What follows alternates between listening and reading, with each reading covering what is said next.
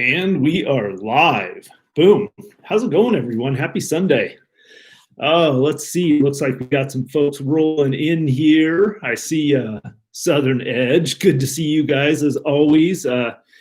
Stephen Peterson from Washington State. Hi, we got somebody from Michigan already. Mark Taniguchi. How are you, my friend? Angie Jensen from Texas. I always love seeing the Texans on here. David Webster, Larry Goldberry. Jim, I'm going to butcher your last name, my friend, Tregaskis. Good evening. Adventure Two Wheels is on.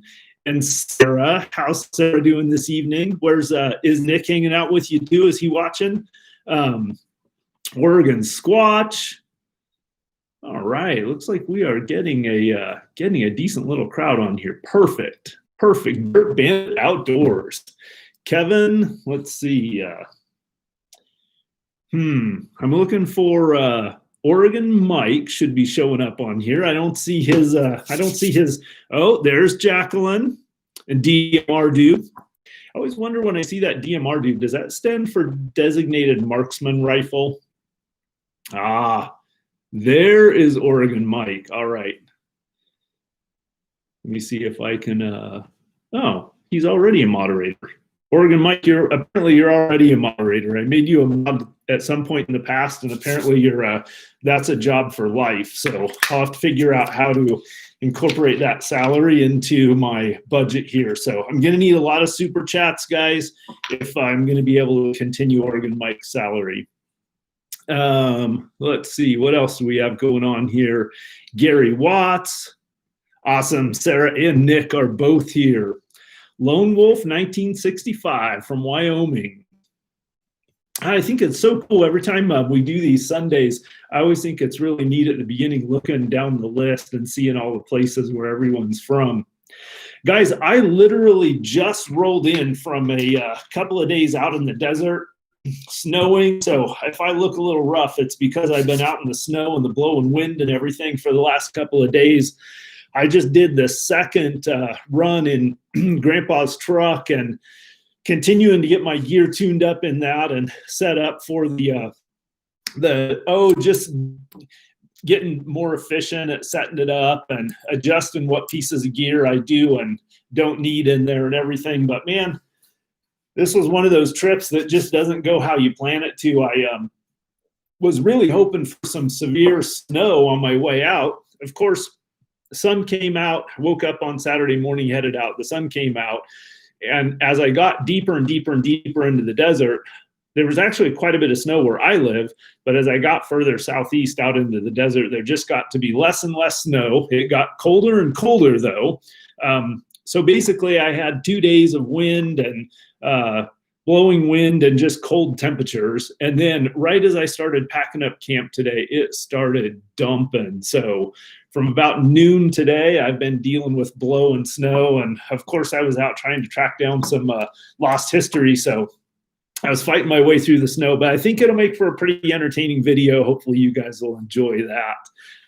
I see my brother from another mother. I see Daniel from Lola Overland there. Hey, I just want to give a shout out to Daniel from Lola Overland. If you guys don't follow him, he's also I Am Seasick on Instagram, and he just got his rooftop tent put on his van, and that thing's starting to look badass. So Daniel, we got to get you out here for a winter trip.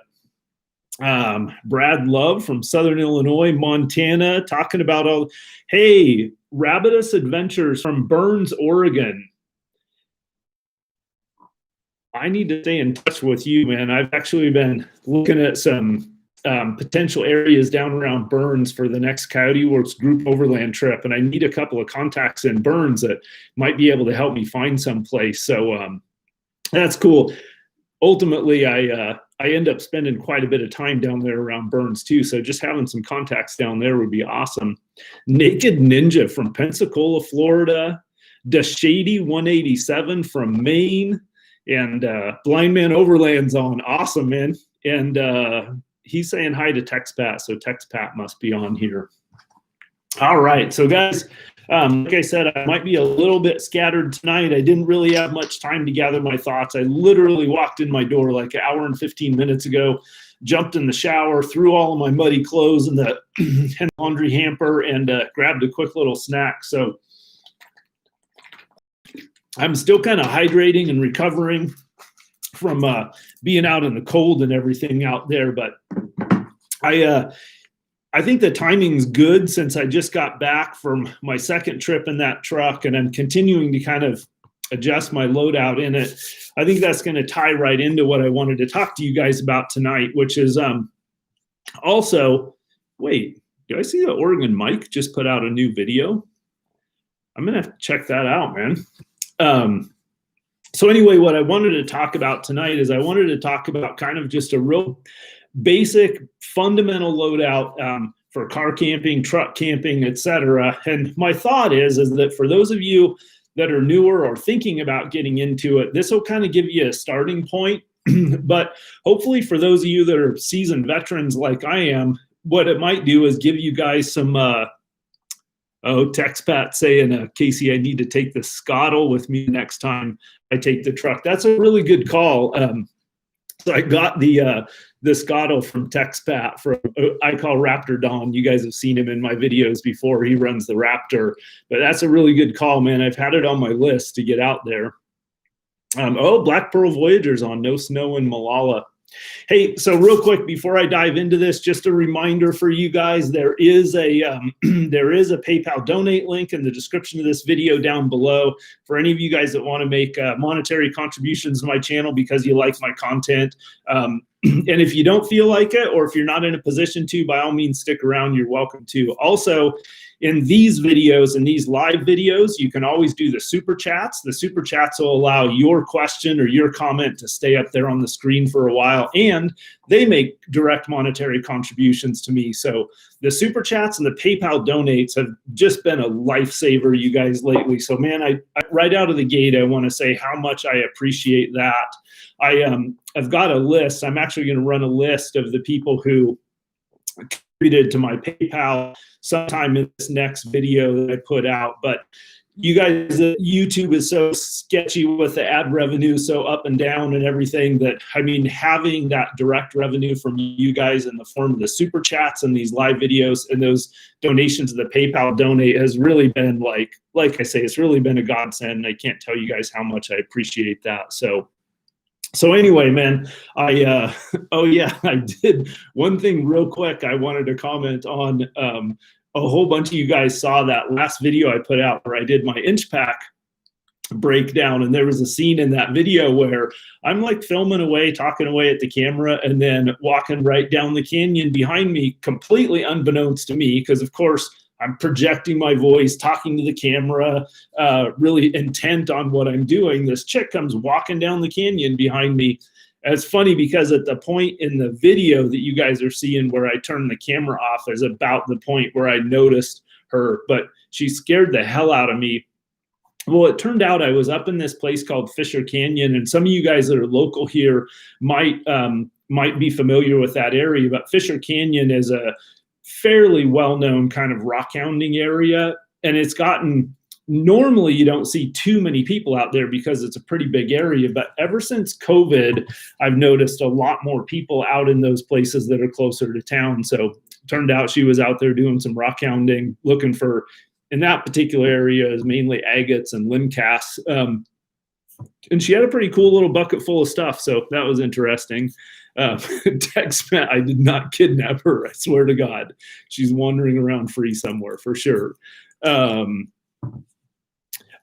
Callender says he sold his rooftop tent to have less. Oh, and he's putting a hammock inside the bed of his Gladiator. Interesting. That would be cool to see that set up. Yeah.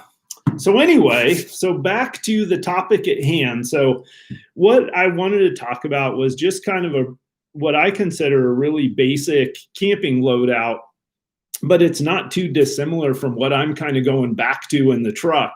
And it's been Axe Overland, my man. Thank you.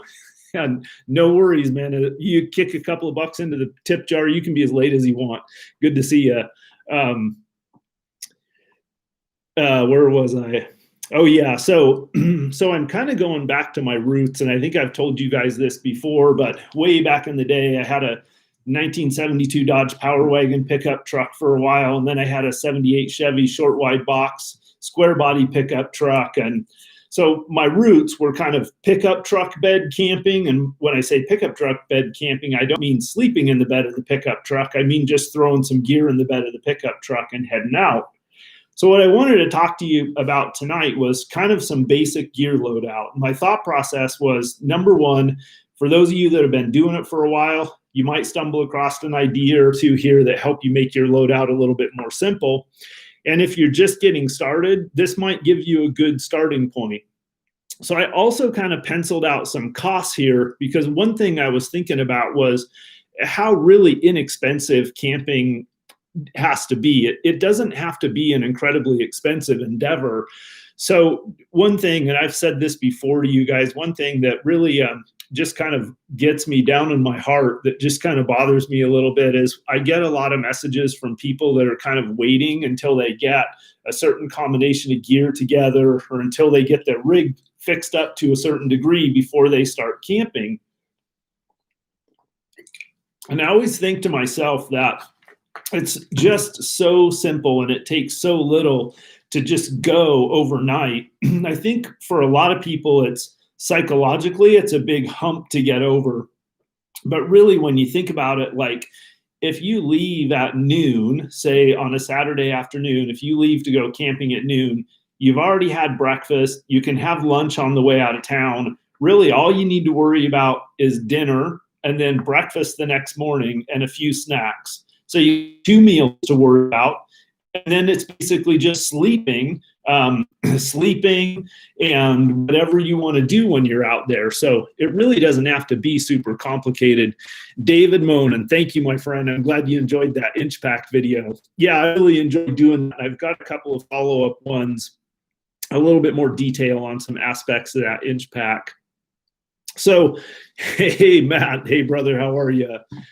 So one of the things that I used to think about when I first started kind of car camping on my own, when I got my driver's license, was prior to that, I had gone backpacking, backpack camping, and then also we went in on horseback, like elk hunting and things like that, and actually guiding elk hunts. So initially, when I started car camping, basically I just took my backpack, the stuff that I needed to backpack, and I put it in my vehicle. And it really wasn't any more complicated than that. And then as time went on, I added a few more things to make it a little bit more comfortable. But really, at its basic level, that's kind of how I've always looked at car camping, is really just like backpacking, but you have a bigger pack and you have more room. Oh yeah, an interesting thing here. I don't know if any of you guys have ever noticed this, but when I come back from a camping trip, I've been working outside, so it must like mess up my fingers and stuff, because I can't get any of my fingerprint sensors to unlock stuff. It drives me crazy. So for the first couple of days after I get back at a camping trip, I have to type in my code. So when I think about gear for camping, there's really two, I guess, let's call it two buckets of gear, right? One bucket of gear is gear that stays in my vehicle all the time. That's just good gear to have in case of an emergency, but also comes in handy when you're camping. And so what do I mean by that? So what I mean by that is, like, I'm always going to have in every single one of my vehicles, I'm always going to have some things like probably an axe, a shovel, a multi-tool, some basic tools, a tarp. I always carry a tarp in my rigs, because if it's a wintertime and I have to put on tire chains, or if something breaks down and I have to crawl underneath the vehicle in the dirt, I always have a tarp in there. I always have a first aid kit. I always have vehicle repair and some basic tools associated with that. Inside my vehicle repair kit, there's always like some baling wire, not baling wire, I call all wire baling wire, but some kind of wire for wiring stuff together. So the reason I mention that is because if you keep your rig stocked with some basic kind of emergency items in it, those items also are components of your camping gear. So if you already have that axe, that shovel, that saw, that multi-tool, that tarp, those are things that you don't have to worry about packing every time that you go camping, right? So actually a decent little chunk of my camping gear, like say, for example, in my truck, is just gear that stays in my truck all the time.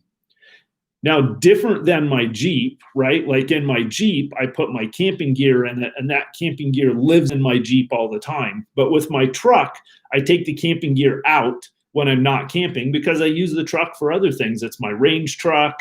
It takes me out to the range. I have to load up steel targets and stuff in the back of it. It goes to the dump. It does all kinds of truck stuff for me in my life. So my point is, you've got these 2 buckets of gear, and 1 bucket of gear, if your vehicle's pretty well prepared, that takes care of a bunch of stuff that you don't have to think about packing and you don't have to put in your loadout every time. So that leaves you with your camping gear, and your camping gear is the bucket of gear that you're going to load up specifically for camping. And that's what I kind of wanted to talk about today. So, or I wanted to give some basic ideas. So I think about it like, Fat Matt, you are the man, brother. Thank you so much. Thank you so much. Yeah, he says I have everything and the kitchen sink. That is definitely true in my Jeep. Not so much. Well, you'll see that, like this video in my truck, as I go into a little bit more detail. But here's some of the things that I think about, right, when I'm putting together my camping kit is, so again, we're talking about a camping kit that's going to come in and out of my vehicle. It's going to get loaded up when I go camping, and it's going to get unloaded when I come home.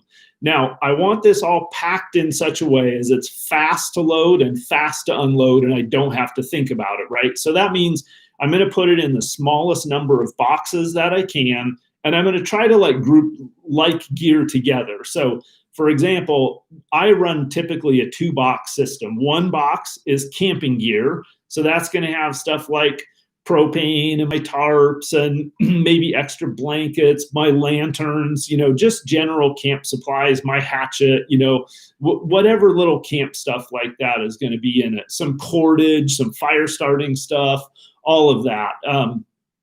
And then I'm going to have another box that's my cook box. So 2 boxes. One has all my kitchen in it. One has all my camp in it. And then I'm going to have another bag that's probably going to have my sleeping stuff in it all together. Mattress pad, sleeping bag, pillows, whatever, all bundled together. And then I'm going to have my tent. And that's pretty much the bulk of it, right?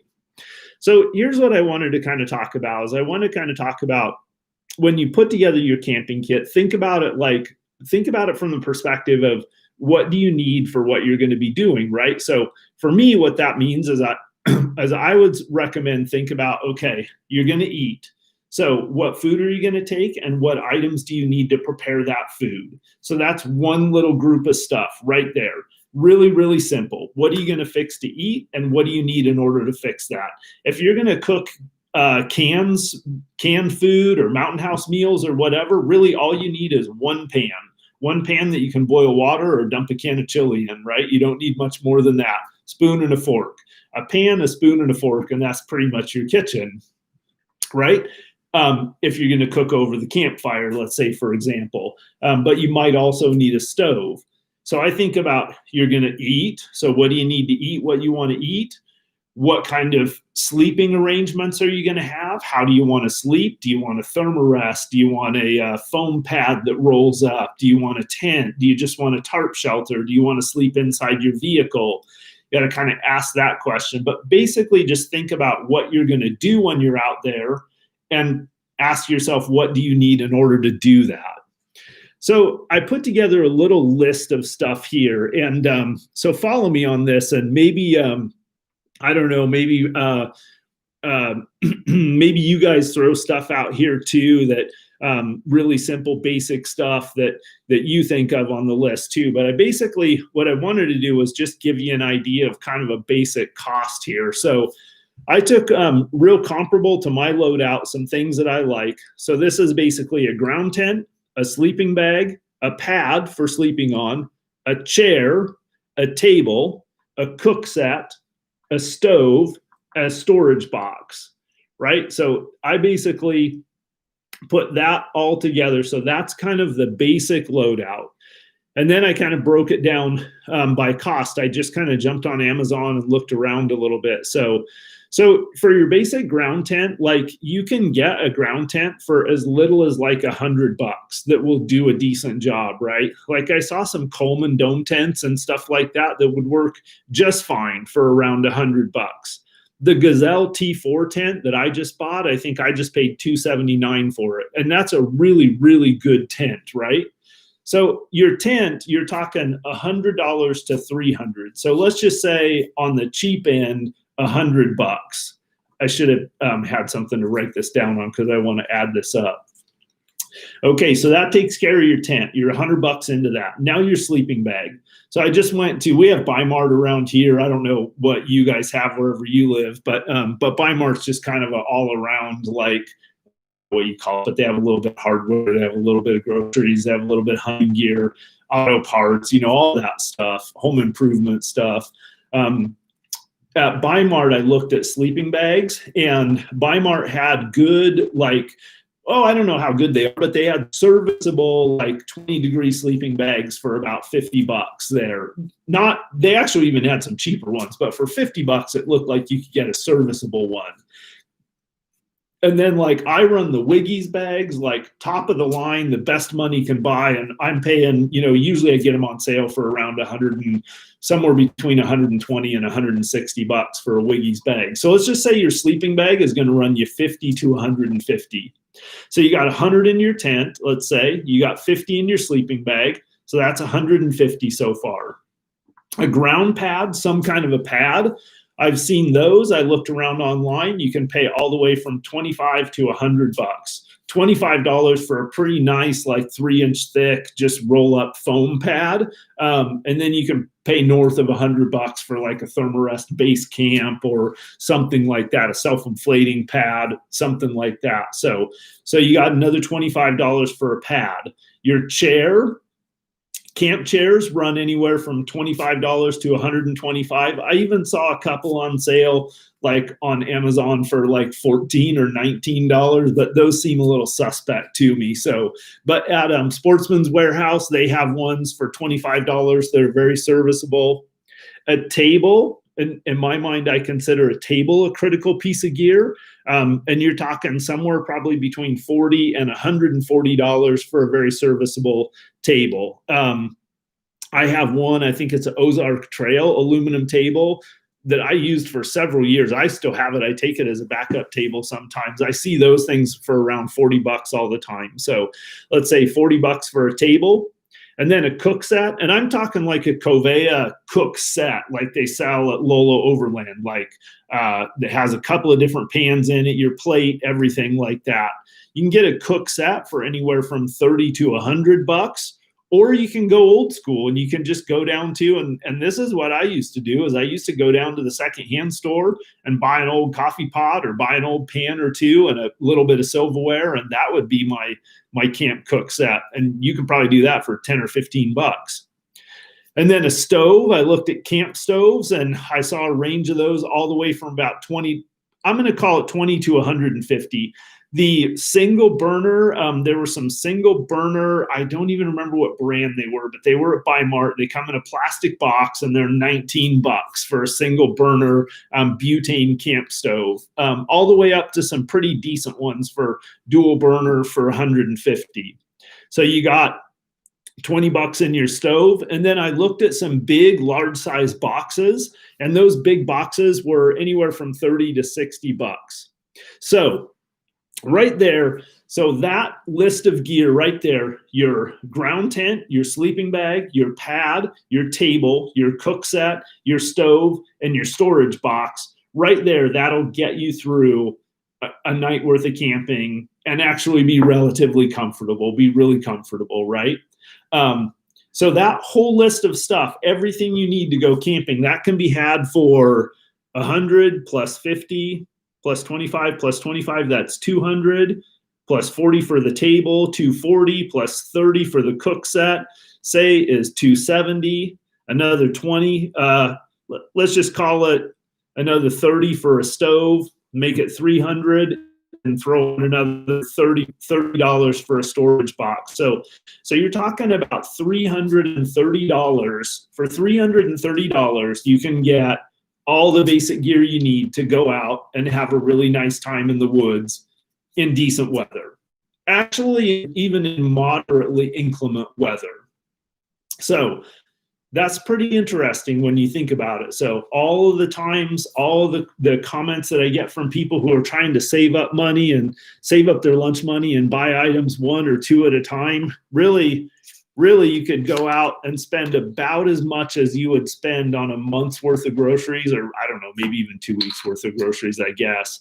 About that much money, and you could get a good base set of gear to start camping with. Now, here's the thing about that. Is that going to be the camping gear that you're going to keep for the rest of your life? Absolutely not. Is that going to be camping gear that's going to last forever? Absolutely not. But here's the thing I always think about is like the other thing I see people agonizing over what piece of gear to buy. And what I mean by this is, like, say, for example, somebody's never owned like a bushcraft survival knife before in their lives. And this is a question I get a lot too, is about knives. You know, what should I get for a good bushcraft knife, for a good camp knife? What should I get? And here's my answer to that. There's dozens of good ones out there. The very best one is the Coyote Works Survival Knife 1.0 or 2.0. Actually, I'm just kidding. It is a damn good knife, but I don't know that it's the best one out there. It's the best one for me. But my answer to that is go get a good knife. You can get a Rat, you can get an Essie, you can get a Survive, you can get a Condor, you can get a Gerber. I don't care. Go out there and get a decent full tang carbon steel knife and start using it, because what's going to happen is once you start using it, you're going to figure out how you want to set up your camp. In that case, with a knife, you're going to figure out what's important to you in a knife, like I did, and eventually got to the point where I just got together with Chad up at CK Knife and Tool and said, listen, they don't make the knife that's perfect for me, so let's make it. Can you help me make the Coyote Works Survival Knife? And so now I have the perfect knife for me. But the same thing's going to happen with your camping loadout, right? If you haven't done a lot of camping, whatever you buy to start out with, I guarantee you is not going to be the gear that you're going to be using a year later if you continue going camping, right? It's just the way that it is. You're going to go out and you're going to make your best guess, but you're making a guess based on no experience. You're making a guess based on maybe you're doing your due diligence and getting a lot of good information from other people who have a lot of experience. But their experience is their experience. Your experience is going to be different, man. Some people, like, I don't really need that cushy of a mattress because I sleep on my back, right? But some people sleep on their side, so they need a more cushiony mattress. So, you know, I just got a message the other day from somebody that was asking me how comfortable I thought the mattress was in the Odyssey series rooftop tent from Free Spirit Recreation.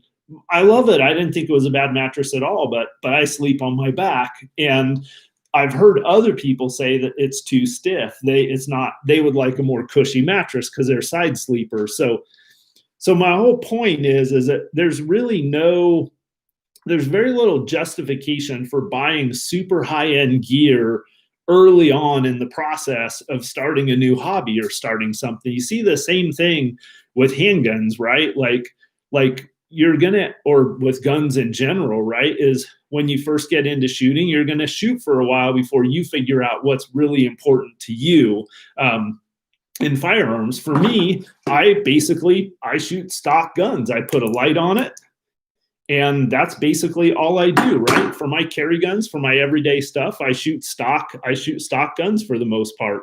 Now, I do have that Gucci Faxon that I've been having a lot of fun with and everything, but you know, I don't have an everyday carry gun like that. So anyway, my whole point is without getting too far out into the weeds, my whole point is it really doesn't take a lot to go camping. And another thing that I would say about that is I would say that generally speaking, the less gear I take or the less gear I have to mess with, the more I enjoy the experience out there. Oh, great comment from TextPat, my buddy Raptor Dawn. He says, started with a Walmart complete Coleman camp setup, which cost him $200 plus a used stove. Easy to start cheap and upgrade. And and that's for sure, man. That's a solid point, is that I would spend as little as possible out of the gate. And then as you replace items that you've learned very specifically what you want, then spend the money on that stuff. That's awesome. Holy smoke, Scott, with the $50 super chat, man. Thank you a ton. Well, I think you just covered the fuel for my next, or at least a decent chunk of the fuel for my next trip, man. Really appreciate that. Cash 082, I just saw, he threw up a comment asking about the SIG P229. As you guys know, I have a SIG P2, or some of you know, I have a SIG P229 Legion. Love that gun. It's heavy, to be honest with you. I've kind of gone away from carrying it, and I'm pretty much universally carrying and shooting the Glocks now. Having said that, there is just something awesome about that P229. It really is a pleasure to shoot, especially that Legion. But man, the Glocks are just lighter, and I don't know. There's just something about the simplicity and everything of the Glocks. I resisted for a long time, but I finally got to the point where I'm doing the Glocks. All right. So I got to any questions about the gear stuff. Oh, Dirt Bandit Outdoors is asking, did I invest in a new camera yet? I haven't pulled the trigger on it, but I have pretty much decided, thanks to you guys and a lot of your suggestions, that I think I'm going to get that M50, that Canon M50 mirrorless. That looks like the one. TextPat's asking me if I still have the 5.7. I do not have the 7, and I'm really disappointed about that. That was a moment of weakness that I let that thing go, and that is one of the guns that I wish I had hung on to. I mean, other than the ammo being really expensive, I think that is an awesome, like, bug out zombie apocalypse gun. Deal Dalmatian is asking if I've tried a Canic. I have tried a Canic. I have a TP9, I think it is, sitting somewhere back there. I haven't shot that thing in a long time, but man, I ran probably a couple of thousand rounds through it, and was really, really impressed. Oh, so Oregon Mike says we could start a rumor that Casey's EDC is a 25 cal. Well, on that note, I got a little show and tell for you guys tonight. This is just a little bit of a clue for some things to come. So, hey, by the way, really appreciate the super chats in this video, because I am showing a couple of blasters. YouTube will definitely demonetize this video. So check this out, guys. Mike mentioned 25 caliber. So y'all know that I just fixed up my grandpa's truck. Just to show you guys, this thing's clear and empty. Well, this is one of my grandpa's old rifles.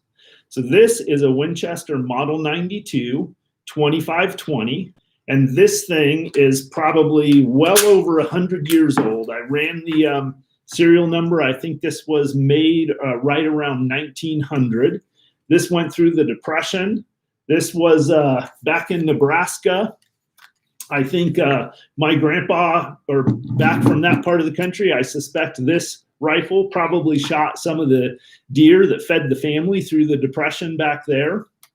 So this, back to Mike's point, this is a 2520 caliber rifle. This was a really, really popular caliber, very small caliber. But the reason why, one of the reasons why I wanted to show you guys this for show and tell tonight is because this is going to fit into, I'm working on, again, continuing to go down this road of doing these more vintage camping gear videos, or going back kind of to my roots. And actually, Oregon Mike, that's moderating on here, contributed some gear to me that I have had sitting out in the garage for a little over a year.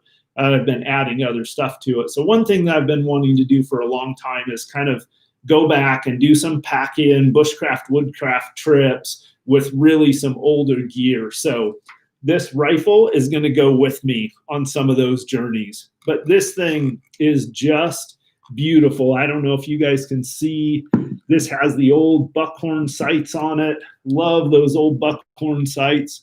The metal blade up in the front.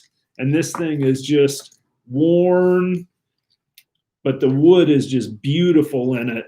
Somewhere along the way, somebody added a sling to it, which you have to have for a woods rifle. So Winchester Model 92, 25-20. Let me show you guys what this round looks like, because this is pretty sweet. So this right here is a 25-20. Okay.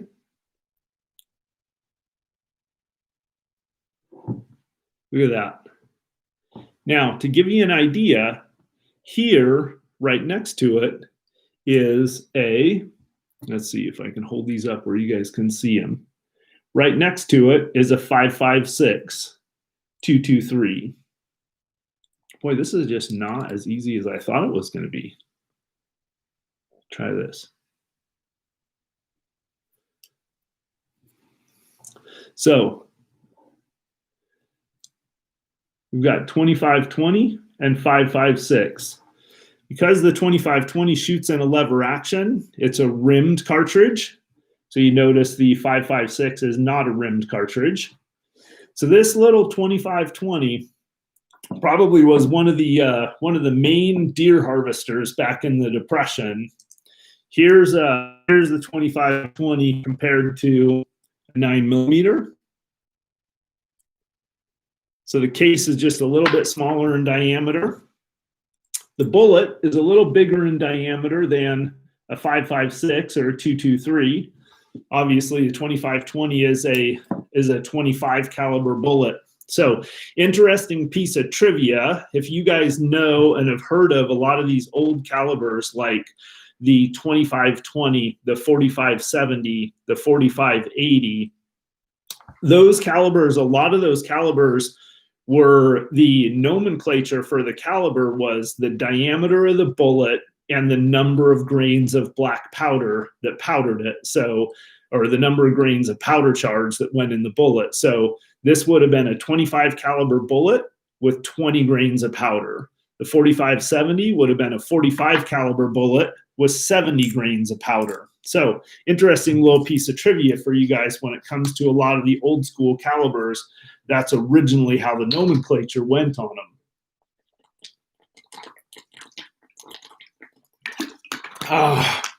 Man, you guys are rock stars. So I missed some of those super chats that came through, but I really, really appreciate that. Oh man, just saw.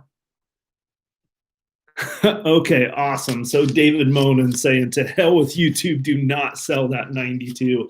No, man, it's like my grandpa's truck, man. This I mean, I remember shooting this rifle. I remember my grandpa teaching me to shoot this rifle when I was really young. I don't even know how old I was. Maybe I was 10 years old or something shooting that rifle. So yeah, that's one of those things, man. I can't let that go. That and grandpa's truck, man, that's Wingman 115. John is on here. Awesome. Hey, while I see that, if any of you guys don't follow John at Wingman 115, man, you have to go check out his YouTube channel. And I have a little bit of a story. I have another story here for tonight too, but my John story is I had been following John on YouTube for a while, and then I went down to SHOT Show one year. I think it was about, God, John, do you remember what year that was that I met you at SHOT Show? I think it was 3 years ago, 4 years ago. Awesome, Cash. Thank you, my friend. Thanks for the contribution to the tip jar. But anyway, to make a long story short, I went down to SHOT Show, and yeah, God, this must have been 3-4 years ago or something. Anyway, I went down to SHOT Show. It was only the second time I'd ever been to SHOT Show, and I hadn't been there for like 9 years or something. And I got to SHOT Show, had no idea what I was doing. It was just overwhelmingly huge. I was kind of on my own down there, and somehow I ended up wandering into the media room, and right out of the gate, I met John, and it was the funniest thing because I'd been watching his channel for a while, and then I ran into him there, so that was like a super cool thing. But John basically kind of showed me the ropes and gave me the lay of the land and everything. So super cool guy, man. Yeah, at least 3 years. So yeah, that was awesome, John. I think about that to this day. I think about that, and I hope you know how much I appreciated that.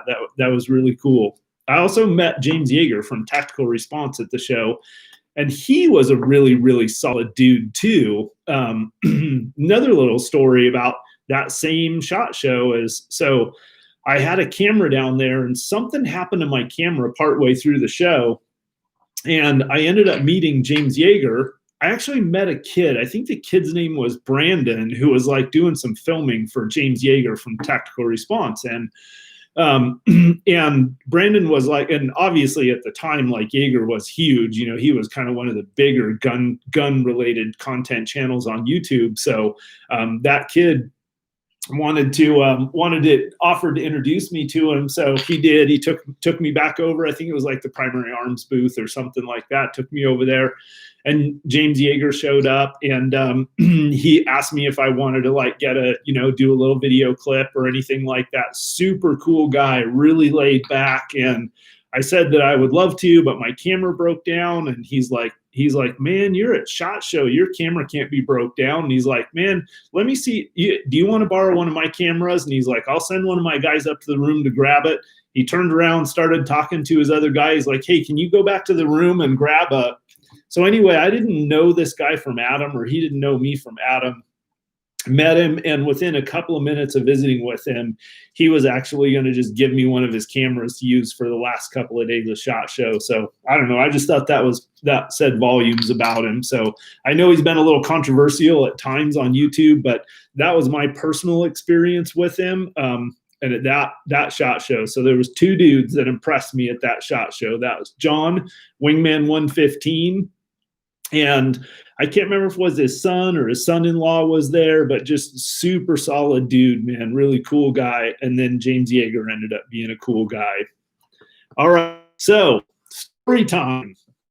If you guys, I'm trying to get these a little bit organized into a format. So kind of my rough format that I'm working with is I want to kind of start out with the topic, and then go into some business items. And then do story time. If I got a pro tip, throw that in there. Do some shout outs, whatever user shout outs. So anybody that wants shout outs or whatever, hit me up. I'm always open to that with the guys that I interact with and stuff. And then what's coming up. So story time. I can't remember who asked me about this. Let's see if I made a. I'm thinking maybe Oregon Mike might have. Oregon Mike's always the one that pushes me into the. Oh, Carol, thank you, really appreciate that. Oregon Mike says, "Did it just break?" I don't know. Everything looks good on my end, man. Huh. Okay, so story time here. I wanted to tell you guys a story about the one of the times that I met. Holy smokes, Overland Adventure V OAV, and thank you, dude. That is huge. All right, that is awesome, man. Really appreciate it. Really appreciate it. Cosmic Padre Off Road, man. I'm gonna have to check some of you guys out, man. That is awesome. Overland Adventure Vehicle OAV. Check that out, man. Thank you guys so much. Really, really appreciate all the super chats. The whole gun thing really kills me on YouTube. You know, it's something that for me is just kind of part of my life and the culture. I don't think I've ever done anything, or I don't feel like I'm militaristic about the guns or outlandish or anything like that. I feel like they're just kind of a normal part of life and how I grew up. So to me, they're a really normal thing. I don't understand why there's all this sensitivity to them these days. But anyway, the thing that sucks about it is I have things about that. They are a part of me. They're a part of my adventures. There's things I want to share with you guys on my channel about them. And it always kind of screws me from the monetization standpoint and from the search algorithm. So I really appreciate the direct contributions again. So wanted to tell you guys the cougar story out there. One thing, if any of you guys that have been with me for a while know, is that I'm a big fan of kind of testing my gear and my skills in as close of the environment that it's intended to be used in as I can. So, that means that I do some trips from time to time where I grab my bug out bag and I go spend a night or two in the woods with it or whatever. So one year I had was getting ready to do a hunting trip, and I've all my life hunting. We've always carried in my family. We've always carried a little hunting day pack with some basic kind of emergency supplies in it. So I was getting ready to go on a hunting trip up in Canada, and I decided that I wanted to go do an overnighter just with the items that I normally carry in my little hunting pack. And at that particular time, I was carrying a Kafaru Scout pack, and it just had what you might imagine are pretty typical basic survival items in my hunting day pack. So also in that pack, I have like a bone saw and skinning knives and sharpening stones, whetstones, things like that. All the stuff, some game bags, but I also had like an emergency blanket, fire starting stuff, some extra kind of emergency food rations, some trail mix and stuff like that.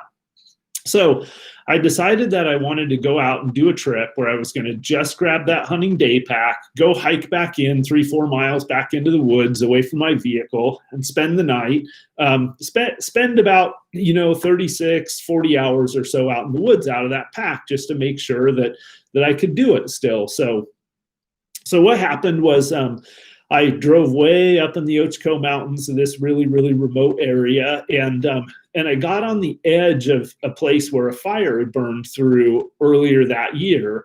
And this was kind of getting to be towards the fall. It was just starting to cool off in the evenings, but it wasn't rifle hunting season yet. And so I parked my rig at the time I was driving my Nissan Xterra. And so I found a place to park the rig kind of in the cover of some trees so it wouldn't be too obvious. But I was in an area where there wasn't hardly anyone out there. Oh, man, Scott, thank you. Scott and Trina Edwards from Lakeview here, 1968 Jeepster. Oh, Blarney Brothers Smoke Shop. I've been thinking about you guys. Scott, man. If you still have my email, I've been looking all over for your email. I've actually been down to Lakeview a couple of times in the last few months. I've been using it for my jumping off spot there. And man, I've been thinking about you guys, but I've not been able to find your email. So send me an email, you guys, if you can. If you still have my email, Scott, I'd love to get in touch with you guys. Anyway. Sorry about that, but that was really cool. I really appreciate that. And those guys came on the last Coyote Works group overland trip, and they have lived down in Lakeville, had a really cool Jeep, and brought me a roll of grizzly. And so I've been dying to get back in touch with them. So anyway, going back to the story. So I parked my Nissan Xterra up under some ponderosa pine trees, and I was way up high on the side of this big canyon that drains all the way down. And there's all these side canyons that go down into this main kind of creek that runs down below. So I was basically up on these plateaus up here where I parked my Jeep, and I was going to bail off into this canyon and start hiking down towards the bottom. So I picked this nice wide draw, the pretty major creek going down through there, but real pretty sheer canyon walls in different places, just really awesome country. I think there's actually a video of it on my channel somewhere. So anyway, I took off about noon or so, and some clouds came in, and it was just kind of sprinkling rain a little bit, but it wasn't too cold. And I started working my way down this canyon, and I kind of had to scramble down some rock slopes, but then I'd get into places where the draw would open up, and there'd be some nice meadows and pine, but relatively thick trees down in the bottom of the draw, and then wide open plateaus up on top, and then kind of these cliffs breaking off into the ravine. So I was working pretty hard, and it was getting on late in the afternoon. I'd been hiking down there for a couple of hours, and finally getting towards maybe like the last hour or two of light, I found a nice little clearing. It wasn't that big, maybe about 25 yards across, 25 yards long, something like that. And all around it, it had these, anywhere from about 6 to 10 feet tall little sapling fir trees and pine trees. And so it was, and then there was a little bit of open meadow, but all these little saplings were kind of starting to encroach on this meadow.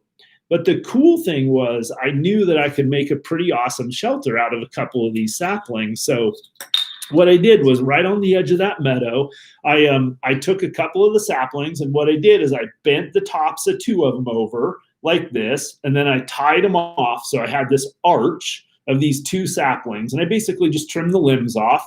And then I stretched my emergency blanket back over the back of it, and that gave me a little lean-to shelter.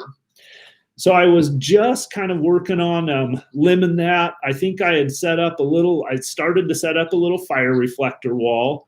I was cutting some boughs to make a nice, since I didn't have any bedding or any sleeping bag with me, what I was going to do for a bed was cut a bunch of fir boughs, and I wanted to make a bed of about 8-inch thick of fir boughs, and then I would cover the top of that with grass.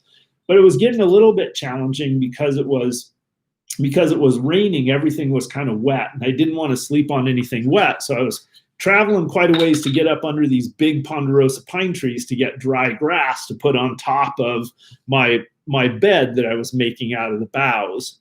So I had wandered back and forth 3 or 4 times, and I was back where I was making my shelter, and I was working on pulling some limbs off and getting my bed made up and everything. And I'm not really sure what it is, but everything just felt like a little bit off, like too still or too quiet or something like that. And so I'm just kind of working away, but I'm not making a lot of noise in there.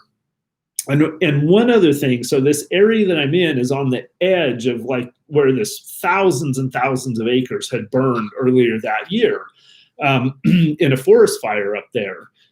So I'm working away on this shelter, and things get kind of quiet. And like, I've been out in the woods long enough where I just had this feeling like something was amiss. So I stopped what I was doing, I paused, and I just started scanning all through these little saplings.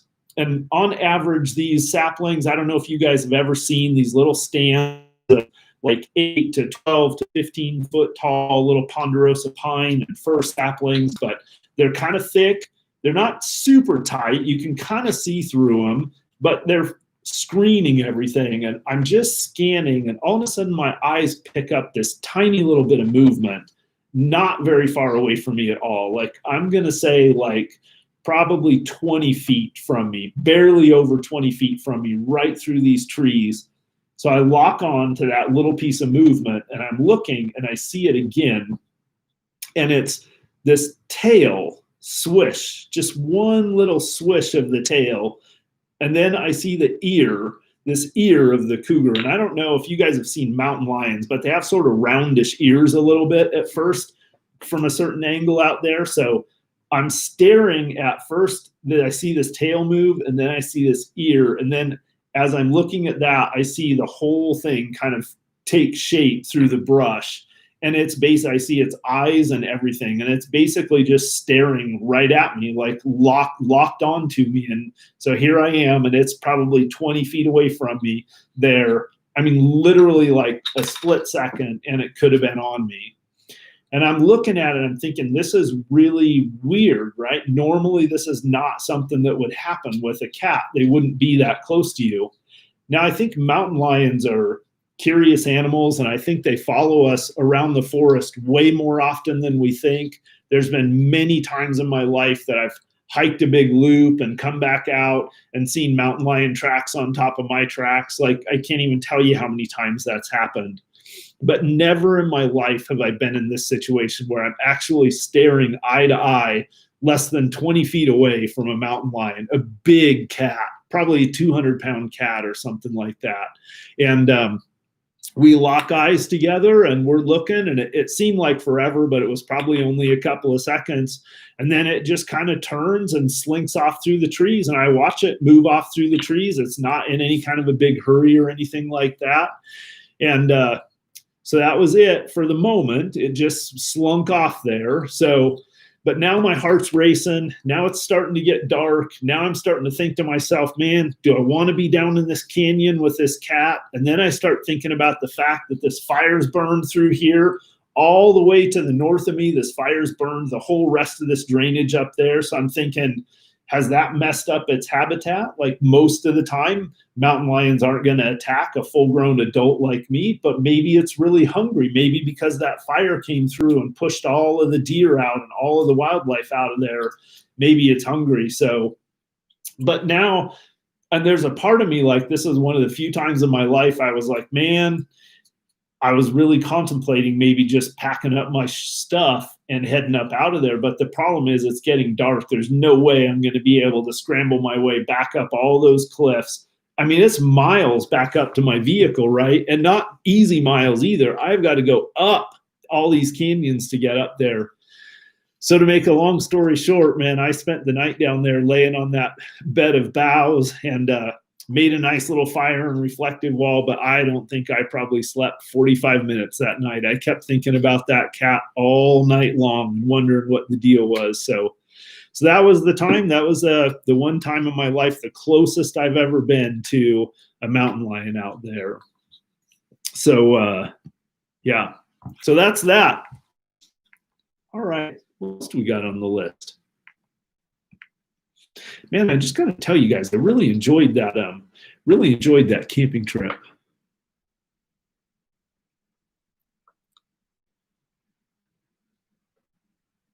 Ralph Curry. Hey man, that's so Ralph threw up a super chat. So thank you for that, Ralph. But also that is an awesome comment that you're bringing up too. I agree 100%. For people just starting out, the backyard or a patio isn't a bad place to start at all, man. That's a perfect place to get your gear all set up, spend the night in it, figure out what's comfortable, what's not comfortable, what works, what doesn't work. And yeah. Oh yeah, Adventure Two Wheel says that I know about. That's true, man. That's true. Yeah. Yeah. That would have been Uncle Joe Hike said a couple of warning shots should keep him away, and that's true.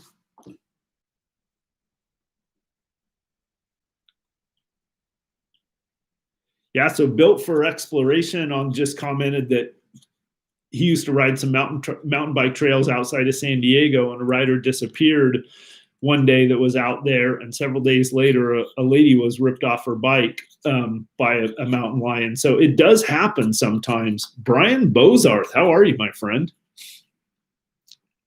Yeah, I've always thought it's interesting how humans can detect things like that, and I've always thought that there's a certain part of us that has a little bit more of kind of a wood sense or an outdoor sense or kind of like an animal sense. But I think what happens is, like, when we live in the modern world and everything, it just doesn't really come in handy, so we don't develop it. And I always think about that when I'm out in the woods and out in the desert, that to try and key in and listen to those thoughts and those feelings like that, because over the years, I've figured out that oftentimes there is something to it, man. When you get that little hair starts to stand up on the back of my neck, or a lot of times I've noticed when there's some kind of a dangerous situation, like a predator or something like that in the outdoors. I've noticed this a lot, as it seems like everything gets really, really quiet out there, and just like too still, if you will, too still. Oh, so Randy, man, I'm glad to see some comments on the inch pack. So Randy brings up an awesome comment. So he says that he noticed that I don't have a spare set of prescription glasses in my inch pack. And that was one thing. I don't know if it was you, Randy, that left that comment on my actual inch pack video too. but that is a super good call. So I used to always have a spare pair of glasses in my inch pack. And I think what happened is I broke a pair of glasses. And so I grabbed the pair out of my inch pack to use them while I got a new pair. And then I never replaced the pair in my inch pack. So that's super cool that you mentioned that. And there were a couple of other things like that in my pack too that people made comments on that I made notes of to get fixed. So I'm just getting ready to go get another pair of glasses. And so when I do, I'm going to stick this pair in my inch pack. Oh, Scott Mark, you are the man for the property fund from at Northwest Tacoma. That is really awesome, and you remembered. So the other thing that's been going on is I've been looking hard at property. I actually found a really interesting one down in Christmas Valley that was a good location. The main thing I'm looking for this property for is to be able to have the Coyote Works. I want to get back into having the Coyote Works group overland trips. And so I found one down in Christmas Valley, and I actually called or emailed the realtor on it. By the time I emailed him, someone else had bought it. So, but I'm on the hunt, man. So I really appreciate that. Yeah, I'm really hoping to pull the trigger on something this spring. Yeah, so back to the inch pack. That was one really cool thing for me about doing that video and that update on it is a couple of things like that I need to tune up in it. It was really good to get some feedback from some people, and it did remind me of a few things that I need or that I wasn't thinking of that weren't in there. So something else that was interesting about that video is I thought in the video I did a pretty good job of explaining my philosophy on why it's so heavy. So the weight is the whole system, is the chest pack with the pistol belt, with the EDLS pack, or what I call the EDLS pack, my extended desert living system, or inch pack. Now, so that weight is like all of that gear all together is about 60, 65 pounds, somewhere in that ballpark or so of gear. But I have no intention of taking all of that gear in 90% of the scenarios that I would use that pack for. It's a foregone conclusion. It's a given that I would be jettisoning a bunch of that gear depending on what the situation was. Now, the only scenario that I wouldn't be jettisoning a bunch of gear out of that thing is the SHTF, societal collapse, zombie apocalypse scenario where I'm now leaving my vehicle with that system, and I don't know when. It's truly an inch scenario. I don't know when I'm coming home.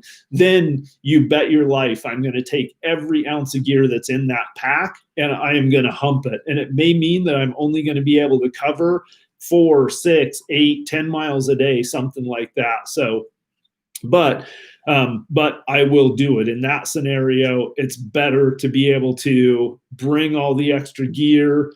I mean, not having it could be a matter of life and death. So, all right, what else, guys? Yeah, Mike, I'm going to butcher your name, man. Mike Gattina. Need glasses so I can see the map. Yeah, you and me both, man. I'm about as blind as they come without my glasses. I think theoretically I could survive without my glasses. In fact, I've been thinking about maybe doing a backpack overnighter without my glasses just to see if I can do it. It is not going to be easy, but I think if I didn't have any choice, if I just didn't have them, I think I could adapt and get through. Oh, there's Siri coming on. Yeah, my probably from all the working that I do out camping, I can't get my thumbprint won't unlock my iPad. All right, let's see what else we got on here. I had on my list to give a shout out to Stephen and Christy on Instagram at Southern Ed 13, and I think they're on here tonight too. But I've just been interacting with them a little bit on Instagram. They just seem like super cool people. I'm hoping that we get a chance to actually meet up out there. Oh, Mike Gattina, I see the comment about water frozen right now is 15 below at night. Wow. Yeah, so this camping trip that I just got back from, man, that was a constant challenge. I think it was staying about 15 degrees out there, but my Rotopax water cans froze completely solid. Every bit of water that I didn't have covered up or stuffed down inside a blanket or something, froze solid. Mike S. from Grants Pass. Okay, so let's see. All right, so Bowtie City is asking the question, have I thought about getting an LED ring light for these videos? I don't know what that is. I don't know what an LED ring light is. I have those ready lights, those overhead tripod ready lights that I use all the time.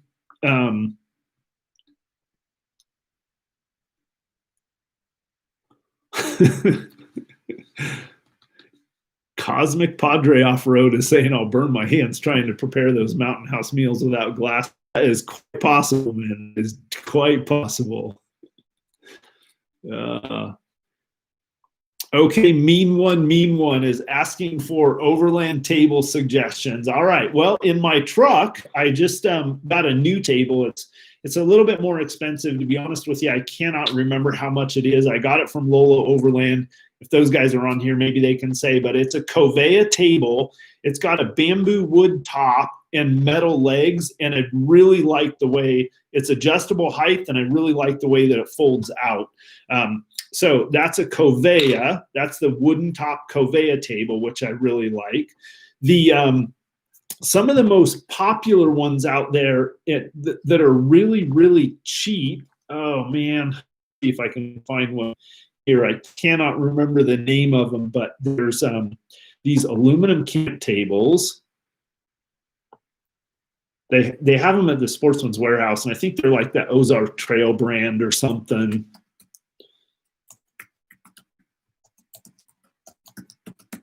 Let's see what we got here. Oh, yeah. All right, so we'll see if you guys can see this. That guy right there.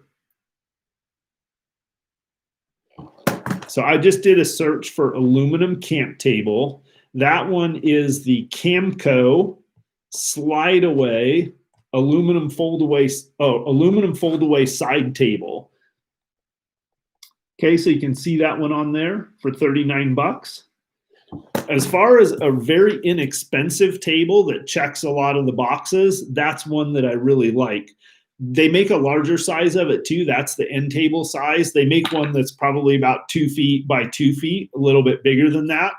So here's a couple of the boxes that thing checks that I really like. It folds up square and very thin, so it's nice and compact and easy to pack. It's metal, so you can set hot cast iron skillets on it, hot pans. You don't have to worry about burning it. Plus, metal is one of the easiest things to clean up out there.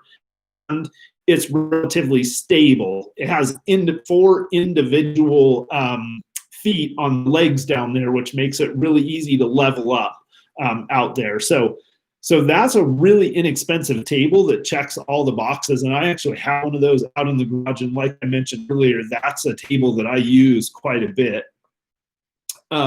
So those Camco tables, that's CAMCO, those Camco aluminum tables are actually, if you're looking for lightweight, inexpensive, but serviceable, those things are the way to go. If you want to get a little bit nicer, go with one of the Coveas. If you want to go really nice, go with like the Snow Peak stainless steel. I think TexPat, Raptor Dawn, has a bunch of the Snow Peak tables. There's also one from Wildlands. I think Josh carries it up at Lolo Overland. There used to be a Free Spirit branded one also. I don't think Free Spirit has theirs anymore, but I really like those tables. Those also have metal tops on. The Covea table that I just got from Lolo that I'm using in the truck, I really like. It does have a wooden top, so it'll be interesting to see how that wooden top holds up to hot pans and things like that. So that's my thoughts on tables. Let's see.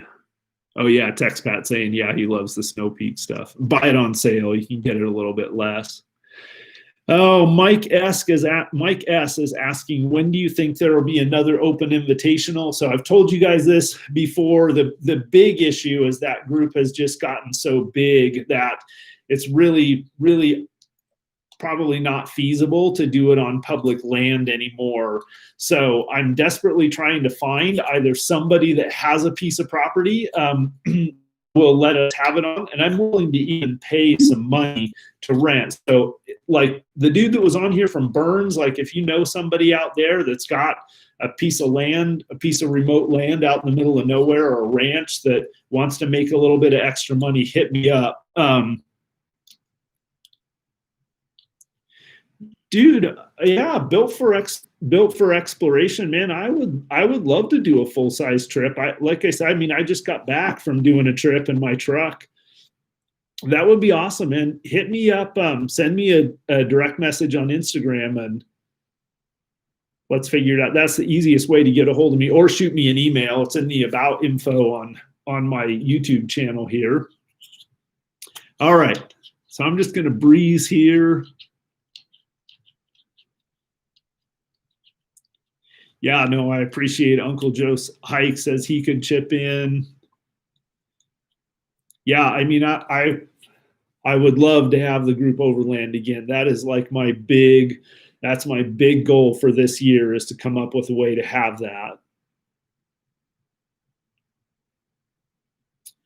Overland Adventure Vehicle OAV. Oh, that's Mike and K9 Buddy. How's it going, guys? I heard Kathy and Wendell rolled over their Jeep out there. They're okay. So TextPad, I don't know if you've heard that, but I think Wendell rolled over his Jeep out there. Mike, Overland Adventure Vehicle OAV. Mike and K9 Buddy sent me a picture of it. Super bummed to see that, but I guess they're a little bit shaken up, but they're all okay.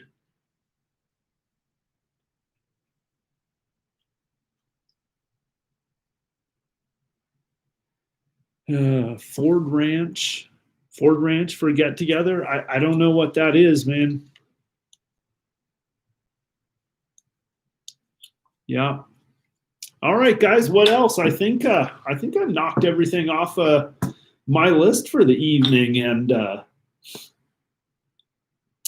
yeah, I got the cougar story in.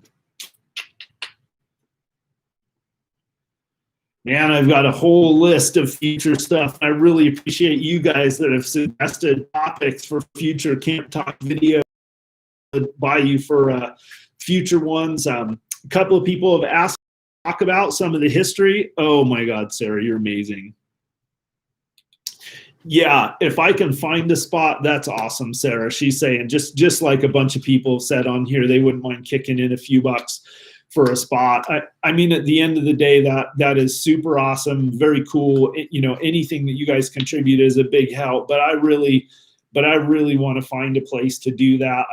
So here's the thing: that the Coyote Works Group Overland trip is something that, you know, I always wanted to do, just this open invite trip where anybody who's interested, anybody that watches my channel is just welcome to show up, and you don't have to worry about paying anything. And it's a great opportunity to meet other people. It's a good opportunity for you to meet me, for me to meet you, but also it's a good chance for people who maybe don't do a lot of camping and overlanding to come and do it in an environment where you're going to be surrounded by people who can fill you in if you don't have the right gear, who have your back, and who will make sure you have a really nice time. And it's been such a cool dynamic, and it's been awesome to see how many people have met each other there and gone on to become friends, like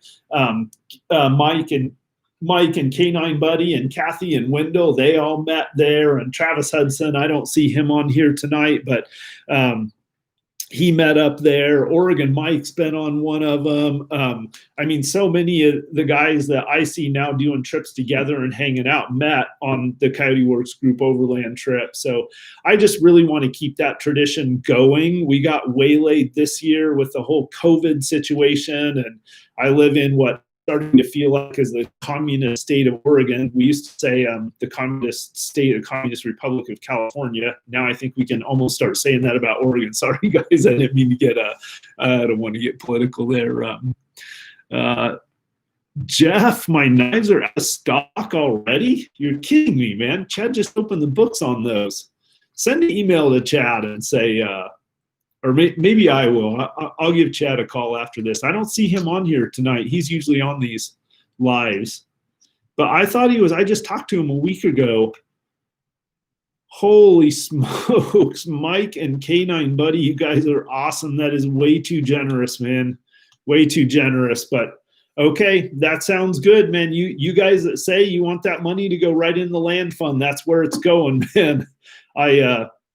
Maybe I'll start running a total, and every week I can share with you guys how much is in that land fund. I've been dumping money myself in it. In fact, right now, I'm putting money every single month in it, and I have a decent chunk saved up for it. So, but man, that is awesome. You guys will get there. I feel like I'm about halfway to where I need to be for it. And really, it's not that expensive. There's a couple of pieces of land out there every once in a while, and I could probably do this right now in the $10,000, $15,000 ballpark. But really, there's a lot more options available in like 30, 40,000, 50,000, that kind of realm out there too. So I don't know. I'll get there.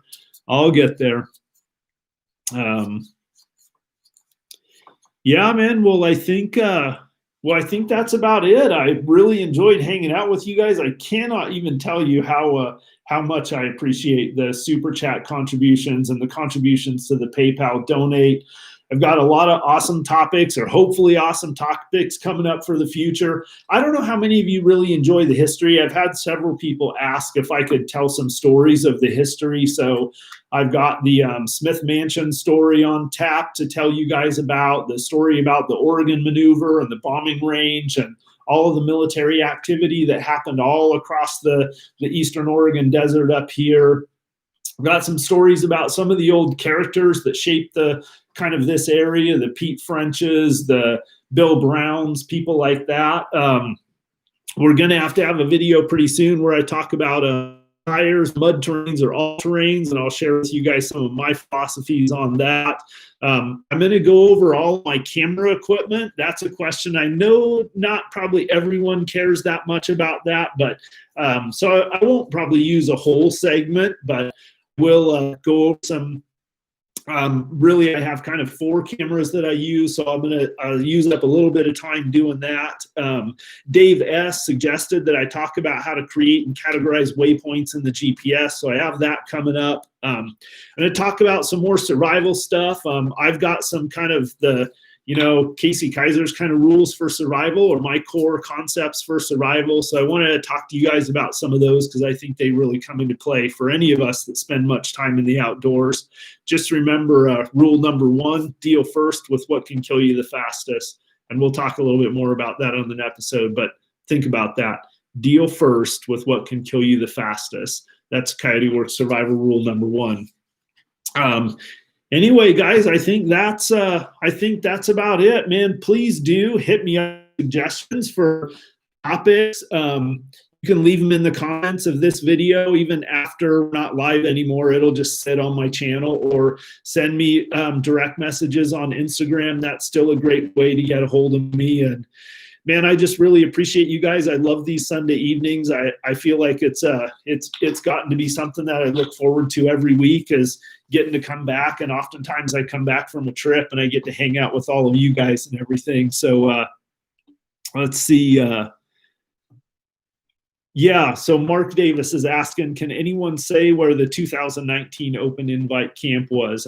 And yep, I'm sure there's many people that can tell you. There was like 102, 103 vehicles on that. Dirt Bandit Outdoors, take care. Azalee Meadows, have a good night. Oregon Mike, thanks for the expert modding. Daniel and Josh from Lola Overland, love you. You guys are my brothers. And I hope everything's going awesome. Adventure 2 Whales, thanks. Always good to see you. John, Wingman 115, man. I can't tell you how excited I was to see you on here. Jeff McGrath, thank you all for the super chats. I hope you guys all enjoy the rest of your Sunday evening. I am going to get something to eat, and man, I'm going to sleep like a baby tonight in a nice warm bed. So for this one, guys, that is all. Coyote Works out. I will see you next Sunday. Boom.